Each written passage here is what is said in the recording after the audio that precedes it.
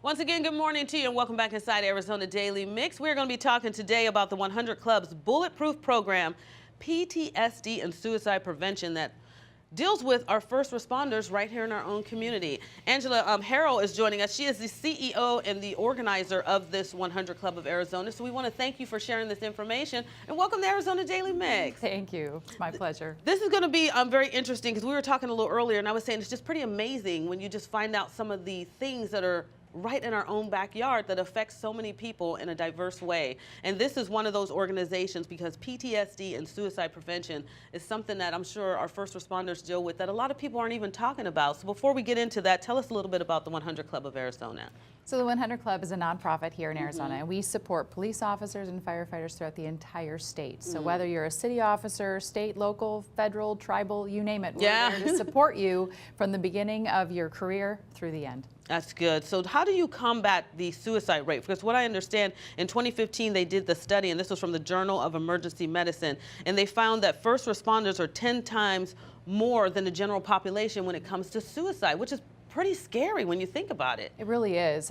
They say a law enforcement officer takes their life once every 17 hours, which is pretty incredible. Yeah. So one time every 17 hours has a dramatic impact on not only the public safety culture, but the community as well. You know, we ask them to show up and be their best on our worst day. Yeah, which it's is traumatizing. It really is, and they are expected to be able to hold that, to work through it, to help you, and to be able to process that and still be able to go home and sleep at night.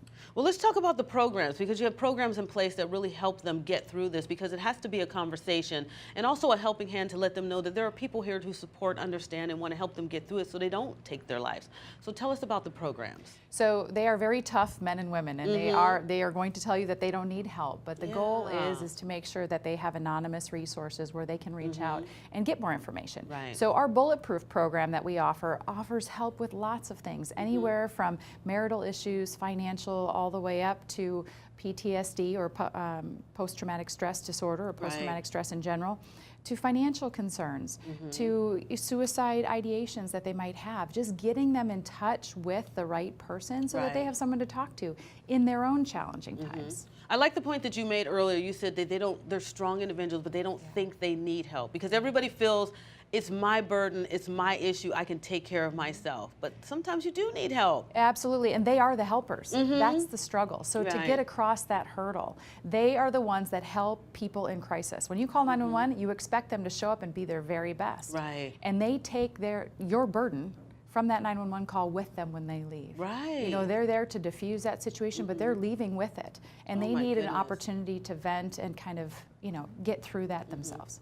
Well, how do you even begin the conversation or try to help individuals who maybe lives with someone who works as a first responder? Because I'm sure they see a lot of signs, but sometimes they don't know how to approach it. So is there something that you do to help them as well to start that conversation, help out? Yeah, it's general awareness and asking the question and just being supportive. So we talk a lot about how firefighters, they have an opportunity. They usually are in the station together 24 hours a day. They're eating together, they're shopping together. They're a family. They're a family, right? They have those opportunities to go to a call, come back, and just kind of share and talk it through. Okay. A lot of times law enforcement, they don't have that same opportunity. They might be working alone in a vehicle. They're expected to go to a call and then boom, they're going to the next call.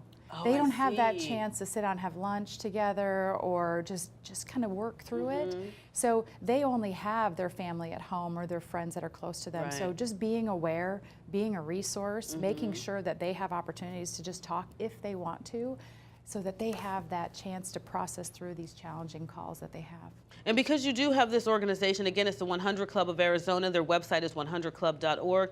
What has been the response from the first responders and the people who are living this every day? Are they finding it a benefit? Are they finding themselves able to open up a little bit more? How has it been for them? Yeah, absolutely. Just yesterday, I was told I had an opportunity to make a call, to call the bulletproof line and to look at your resources. And I think it changed the course of my future. Oh, that's good. And when you think about suicide, it is a permanent solution to a temporary problem. It is. So if we can just make sure that they know where to go and we can support them through it, that's all that matters. Well, you're doing some good work. I appreciate you, trying. Angela, being here on the show. Again, it's 100club.org. If you have a first responder in your life or you ever depend on a first responder for an emergency situation, thank them, give them a hug, and let them know the work they're doing is appreciated because they carry a lot on their shoulders. And we want them to be just as safe as they make us feel safe. Absolutely. We appreciate you being here. We'll have a link on our website, aztv.com.